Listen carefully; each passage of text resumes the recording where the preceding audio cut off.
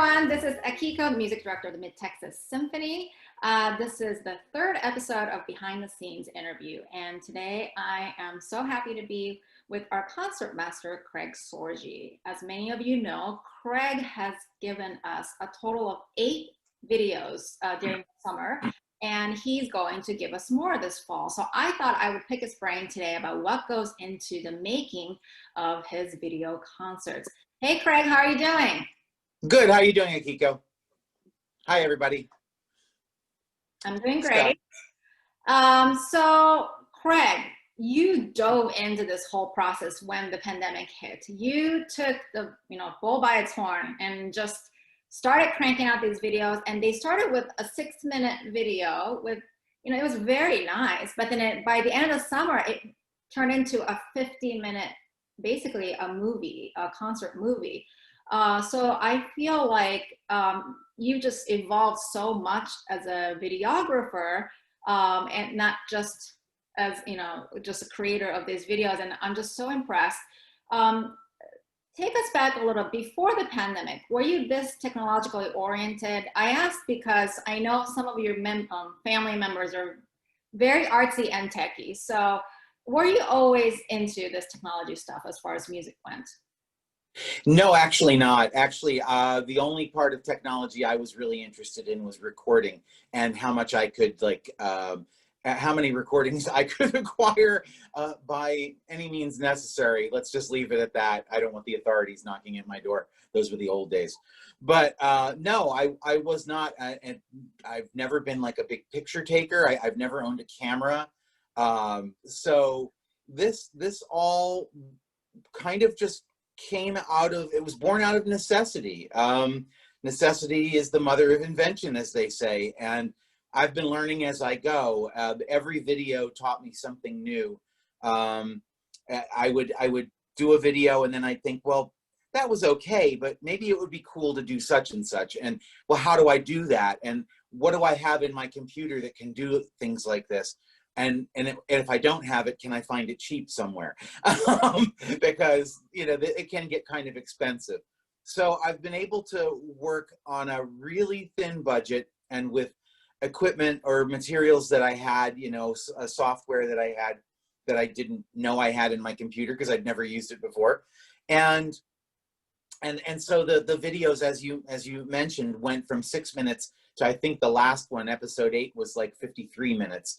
It was a box spectacular. And yeah, and they got more and more fancy and, with more and more edits and dissolves. I'm trying to be the Martin Scorsese of classical music videos. I'm even wearing his glasses. I think you're successful. I think you're heading that way. And actually, since you mentioned him, I want to ask my second question, which is, your movies have come to have these really interesting themes. First, it was about one composer or, one part of music history or something. And then it just evolved into a really interesting themes that involve a lot of times non-musical elements, very interdisciplinary, I would say. So where did you come up with these ideas, and were you always kind of multi-discipline oriented? That, yes. The videos are just reflect a recorded version of everything I've been doing on violin and chamber music recitals since the 80s. I started in the 80s when I first joined the symphony in 1982. It wasn't very long before I joined up with a group of my colleagues in a chamber music group that used to exist back then called Musicopia. And what Musicopia would do was put on themed programs. And everybody that was in the group would be responsible for coming up with one piece. It could be a string quartet or a piano trio or a violin solo or something with winds. It didn't matter, but each member of the group was responsible for coming up with one piece for the program that fit the framework idea of that program. And it was kind of funny because it wasn't very long before I became the guy in the group who was the go-to for, we need something strange, something weird, something off the beaten path. And then the other thing that we would do is we were doing this in the 80s, when only people like Leonard Bernstein had been doing this, and that was talking to the audience. So we would introduce each one of the pieces verbally to the audience, and again, because I'm a little goofy and quirky about things like this, and I just geek out on trivia. I became kind of the go-to guy again, who was like, okay, so we need you to do the fun one. And there was one that I did where we did the Webern Opus 28 string quartet, and I scripted the whole thing in the style of the music for the stuff that he had done that was upside down and backwards. I had poor Phil Johnson actually bent over talking to the audience through his legs to do upside down and backwards. It was quite a show. It's what my older son, who's also a professional musician, he's a violist in the Baltimore Symphony, he calls it the Craig Show. And he'll say, "Oh God, Mom, Dad's doing the Craig Show again." Yeah, and I've always been fascinated by the intersection of all of the arts.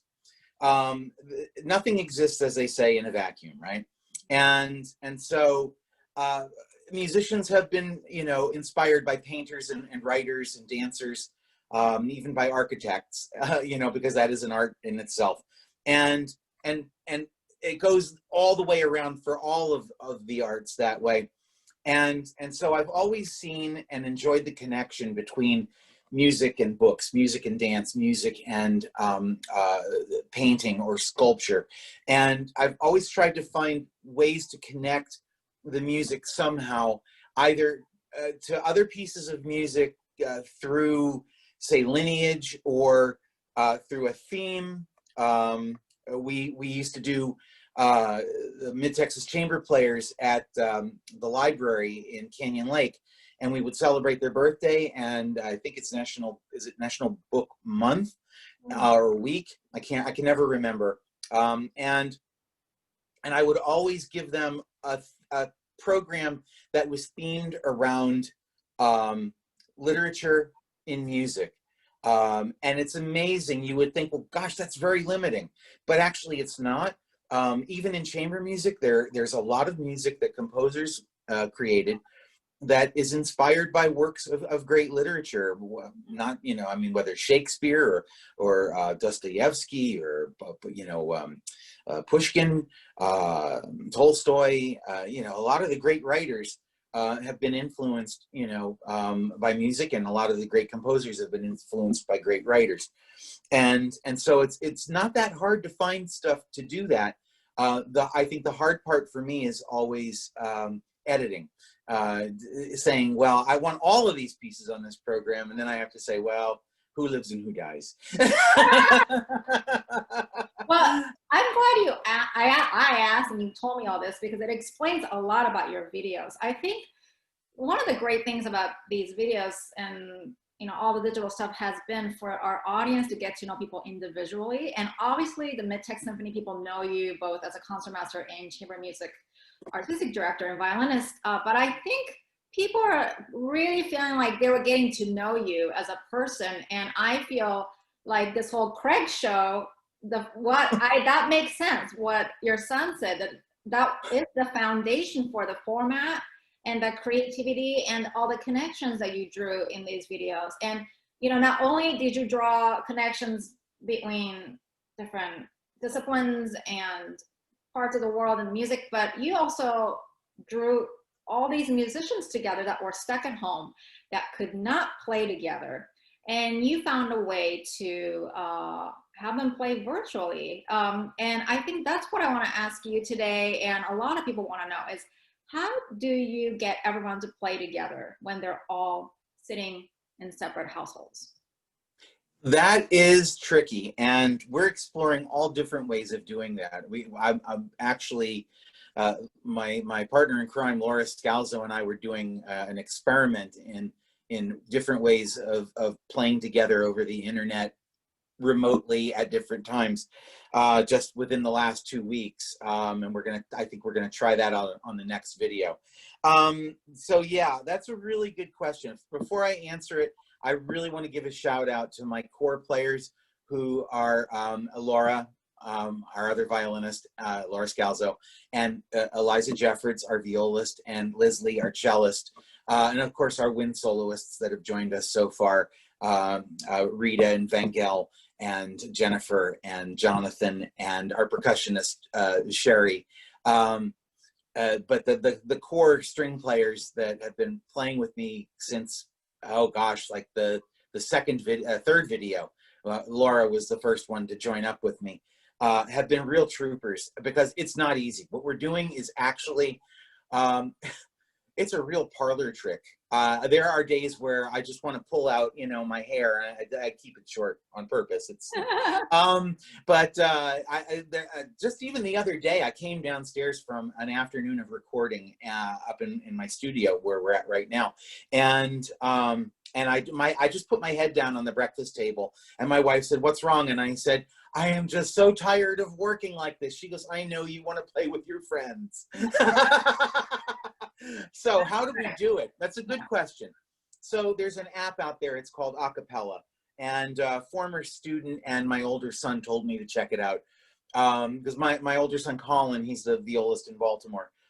He was making his own series of videos for the Baltimore Symphony called Lunchbox, BACHS, and he and his viola section colleagues were playing through all 6 of the Bach cello/viola unaccompanied suites, along with some other works. So they were doing everything unaccompanied. They didn't. There was only one piece that he attempted that had more than one part to it, and that's a perfectly viable way to go, and that's what most of the musicians on the internet are doing. And that's how I started doing this. So I checked out this acapella, and really what acapella is geared towards is the wannabe Lady Gagas and Coldplay singers out there that want to get discovered, and they're in their living room, you know, going, "I was born this way," and you know, and whatnot. And it's just like, it's okay for that. It's really not geared towards the needs of a classical musician. We believe, after having done so many shows, that there's an element to it that actually squashes dynamics. So it makes it almost impossible for us to do a lot of dynamic shading. But the way we stay together with it, the original way, is that it has what's called a click track, and that's what studio and movie soundtrack musicians use. You put in earbuds or earphones on, and while you're playing, you have a preset metronome or click track that we decide what the tempo of the piece is going to be. Now, if you've ever really listened to a piece of pop music, they start singing in one tempo and they stay in one tempo till the very, very end. And there are no retards, no rallentandos, no what we call rubato, which is, you know, flexing the tempo. But classical music is not written that way and not meant to be performed that way. And so that means that when we've been playing to the click track, and then you hear us do a very elegant retard in the middle of the movement, how do we do that? Well, we have had to use our math brains to do that. So when the click is going along, we've figured out that, well, if we stretch over these 2 beats, and then we add one more beat over here, and then we wait for a beat, and then we go on in tempo when we catch back up to the click, then when you take the click away, you hear this really well paced out retard. And we've had to do that in the Beethoven videos that we did. We had to do that. There was a huge, like 8 measure long slowdown in the Haydn quartet, which we recently did for another video, which we haven't aired yet.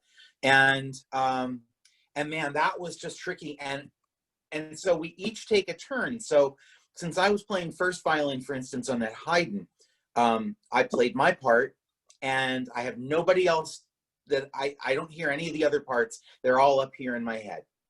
And so I'm playing along and I'm thinking, and then Laura comes in here, and then Eliza does this, and then Liz goes like that.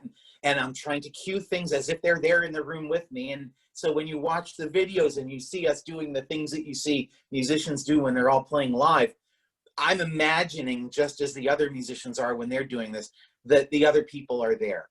or that when they're getting to hear a track and record to it, like after I've done mine, then they're following what I'm doing. They're seeing me on the screen. They're hearing the click. They know what the math is going to be for the special places.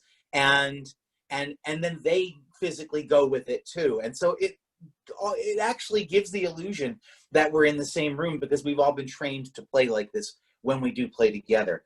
So so in this Haydn quartet, like I said, there was like this 8-measure retard, slowing down gradually for 8 measures.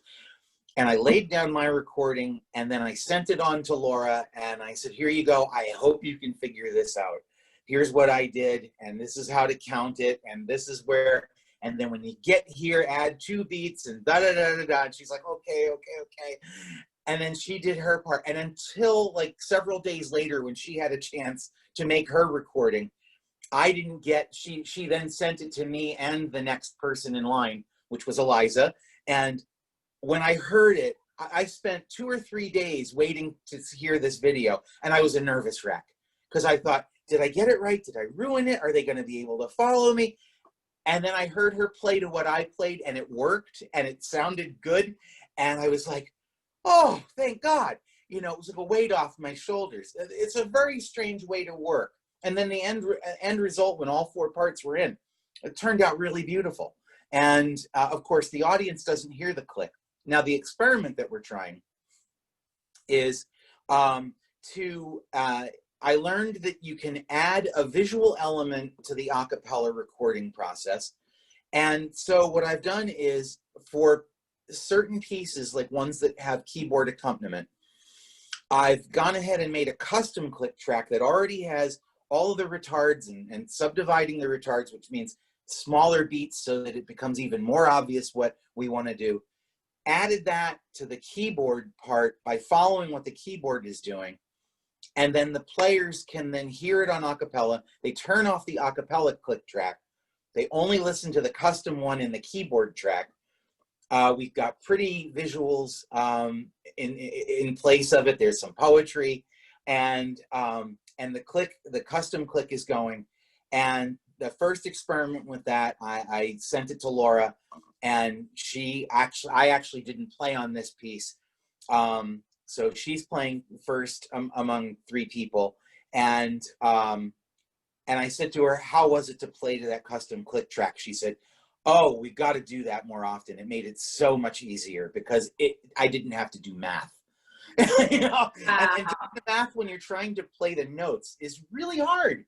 Yeah. You know, you've got all these things written in your music, all these extra plus this and minus that, and it's just it's a nightmare. But we made it work, you know, and we're continuing, but we're branching out into other things that, like I said, I've been exploring the technological possibilities of some of the other software that I have on my computer, and learning as I go. And so things are getting more and more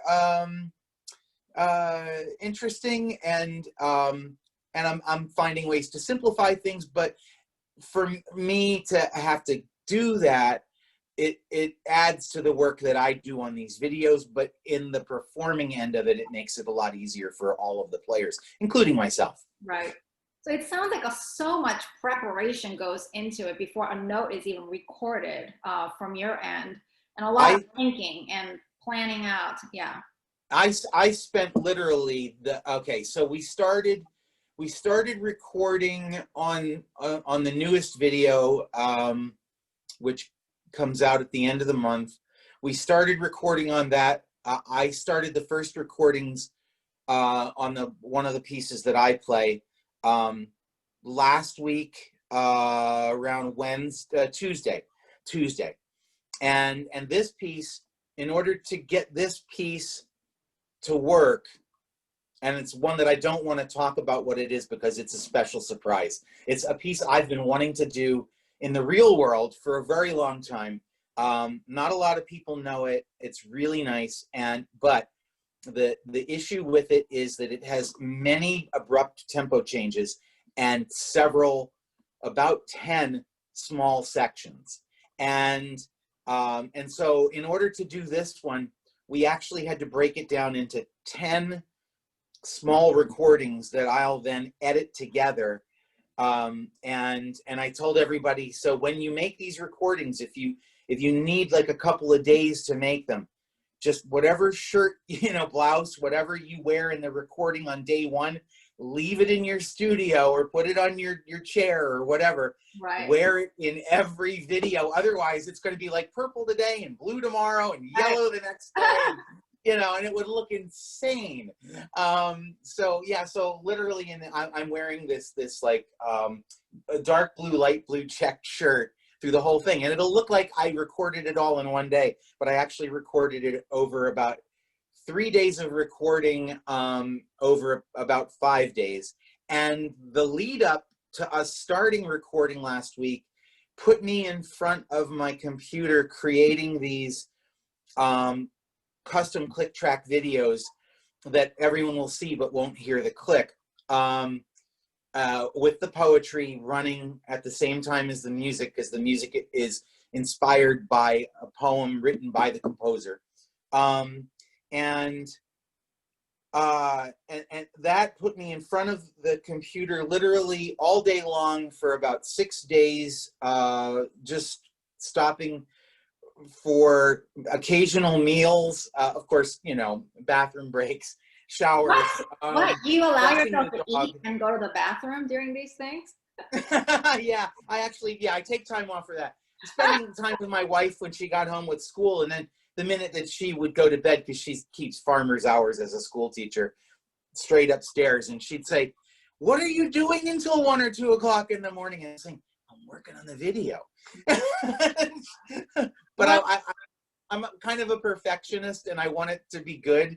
So I tweak it and tweak it and tweak it and edit and edit and edit and until I get it right where I want it, and then hopefully it comes off. Well, I think the irony of all of this is that for us viewing the video, the better job you do, the less we know how hard it was. Yeah. Because we don't see the problems. And then so we're like, well, must be pretty easy. And the funny thing is, if I were to compare it to anything, I would compare it to cooking, because I love to cook, and pretty much anything. And I would compare it to cooking a really, really great detailed kind of meal, something like, so like cooking Indian food. Indian food is very detailed, and lots of ingredients and lots of steps, and to get it right, make it good, and get all the layers of the flavors and whatnot.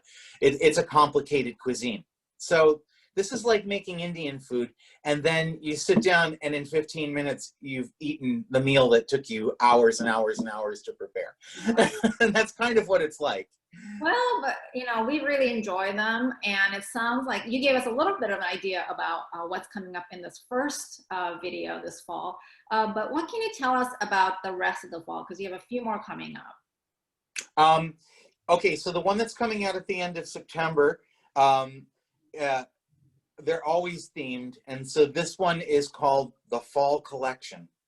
So it sounds like we're on Project Runway, and it's Fashion Week. Yeah. So it's musical fashion about fall. All the pieces reflect the fall season. Right.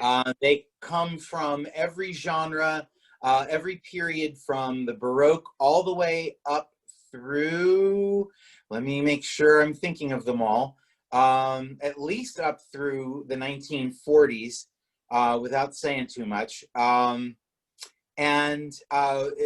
We've got composers. I'll say this much. We've got Mendelssohn represented this time. We've not done any Mendelssohn yet. We've got Tchaikovsky represented this time. We've not done any Tchaikovsky. And the reason why, quite honestly, now the Mendelssohn is with piano, and that is with the custom click track. And it's a transcription that I did for 2 violins and viola with piano of one of his art songs, Herbstlied. It's the fall song, and it's really beautiful. It sounds, it's like you hear it and you go, oh, that's Mendelssohn, and that one, that's the one I'm not playing on. has a lot of rubato in it, and so we did the custom click track. That was experiment, the very first one, and it's been hugely successful. I think you're going to hear it and you're going to go, wow, how are they doing that? And it's all the custom click track, plus the excellent players that I work with. Okay. And Julie Post is joining us on this one. Right. People will recognize her. She sits behind Laura and I. And so, yeah, an extra violinist for this program. So we've stayed away from pieces up until now that had a lot of rubato, like romantic period music. Anything in the romantic period on never keeps a steady tempo, but you can pretty much keep a steady tempo in Baroque and classical period music. It doesn't really call for a whole lot of monkeying around with the tempo. And that's why the programs in the first 8 were largely things that, you know, were from those periods, because it was music that we could do with the a cappella click track, or with, you know, a little bit of math to make it work, like the math that I talked about. But now with this new way that we're working on doing things, this sort of new trick that I've learned, we're able to try and start to do some things. We're going to do one piece that is like super flexible, and it's all going to be it's going to have a custom track to that one that is all based on the way Laura wants to play the piece. And so I'm going to just follow her, and I'm going to figure out the tempo changes. And in some instances with this piece, it's like every other bar. It's super flexible. Yeah. And that's another piece. I don't want to say what it is because it's really special.